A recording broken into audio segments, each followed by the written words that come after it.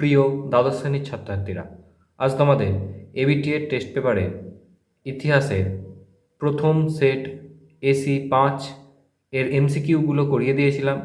আজ AC5-এর এসএকিউ প্রশ্ন উত্তর নিয়ে আলোচনা করব।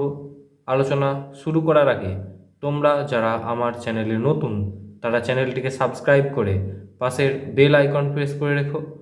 আর তোমরা যদি আগের সালগুলির এমসিকিউ আলোচনা না দেখে থাকো তো চ্যানেলের প্লেলিস্টে গিয়ে আলোচনাগুলি দেখে নিতে পারো। তো চলো আলোচনা শুরু করছি। প্রথম প্রশ্ন, আফ্রিকাকে কেন অন্ধকারাচ্ছন্ন মহাদেশ বলা হতো? উত্তরটি হবে, আফ্রিকা মহাদেশ ভূপ্রাকৃতিক দিক থেকে অত্যন্ত দুর্গম স্থান এবং এখানকার জঙ্গলে হিংস্র জীবজন্তুরা রয়েছে। এছাড়া এখানে আধুনিক সভ্যতার আলো এখনও পৌঁছায়নি, তাই আফ্রিকাকে অন্ধকারাচ্ছন্ন মহাদেশ বলা হয়। দ্বিতীয় প্রশ্ন, মুক্তদার নীতি বলতে কী বোঝায়? দেখো উত্তরটি স্ক্রিনে রয়েছে। চীনা ভূখণ্ডে ইউরোপীয় দেশগুলি উপনিবেশ স্থাপন রোধ করার জন্য মার্কিন পররাষ্ট্র সচিব জন হে 1899 খ্রিস্টাব্দে মুক্তদার নীতি ঘোষণা করেন। এর দ্বারা চীনের অখণ্ডতা রক্ষা এবং চীন ভূখণ্ডে যে কোনো দেশের বণিক বা বণিক গোষ্ঠীর অবরোধ বাণিজ্য করার অধিকারের কথা বলা হয়। এই নীতিটি ঘোষণা করেছিলেন মার্কিন পররাষ্ট্র সচিব জন হে। 3 নম্বর প্রশ্ন, মার্কেন্টাইনবাদ শব্দটি কে প্রথম ব্যবহার করেন? উত্তরটি হবে অ্যাডাম স্মিথ। তারপরে প্রশ্ন, প্রথম শিল্প বিপ্লব কোথায় দেখা গিয়েছিল? উত্তরটি হবে ইংল্যান্ডে। তারপরে প্রশ্ন রয়েছে, দেখো উপযোগীবাদ বলতে কি বোঝায়? উত্তরটি লিখবে, উপযোগিতাবাদ হলো ফলাফলবাদের একটি সংস্করণ যা বলে যে কোনো কর্মের পরিণত হলো সঠিক এবং ভুলের একমাত্র মানদণ্ড। অহংবোধ এবং পরার্থবাদের মতো ফলবাদের অন্যান্য রূপের বিপরীত। উপযোগিতাবাদ সমস্ত মানবতা স্বার্থ বা সমস্ত সংবেদনশীল প্রাণীর স্বার্থকে সমানভাবে বিবেচনা করে।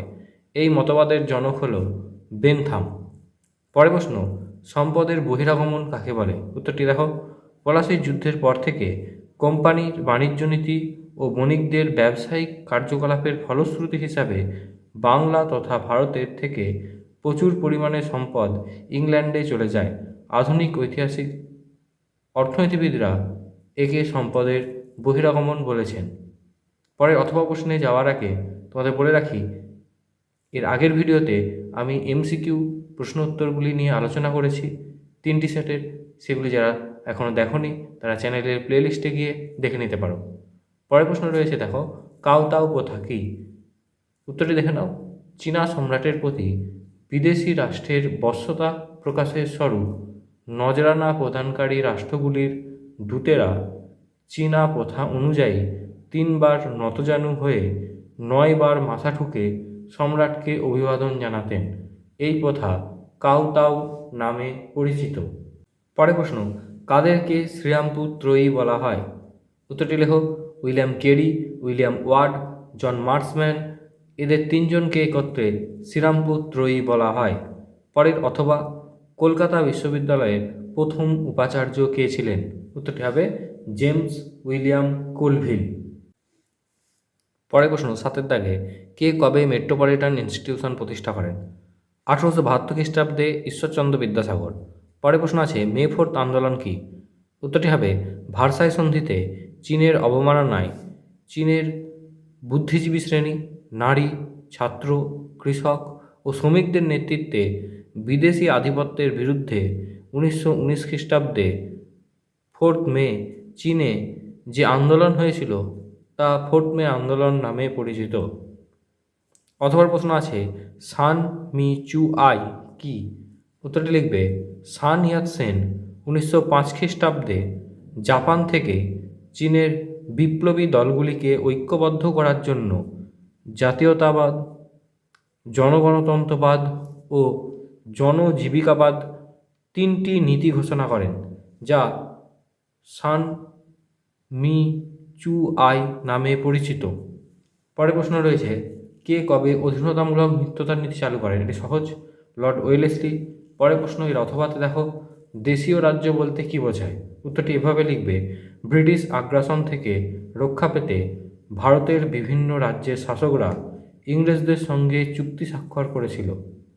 এইভাবে দেশীয় শাসকরা ব্রিটিশ বশ্যতা স্বীকার করে নিজেদের রাজ্য শাসন করতেন। এই রাজ্যগুলিকে দেশীয় রাজ্য বলা হতো। কে ভারতের লৌহ মানব নামে পরিচিত? 10 প্রশ্ন, উত্তরটি হবে সর্দার বল্লভভাই প্যাটেল। পরের প্রশ্ন আছে, কবে এবং কোথা থেকে নৌ বিদ্রোহ শুরু হয়? উত্তরটি হবে 1946 খ্রিস্টাব্দে 18 ফেব্রুয়ারি, তলোয়ার নামক জাহাজে বা রয়্যাল ইন্ডিয়ান নেভিতে।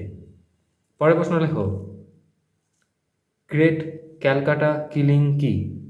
1946 খ্রিস্টাব্দে 16 আগস্ট মুসলিম লীগ প্রত্যক্ষ সংগ্রামের ডাক দিলে বাংলায় লীগ প্রধানমন্ত্রী সুহরাওয়ার্দী পুলিশ প্রশাসনকে নিয়ন্ত্রণে রেখে কলকাতায় যে ব্যাপক দাঙ্গা, অত্যাচার, হত্যাকাণ্ড ও লুণ্ঠন চালায়, এই ঘটনাকে গ্রেট ক্যালকাটা কিলিং বলা হয়। অথবা প্রশ্ন রয়েছে, মাউন্ট ব্যাটেন প্ল্যান কি?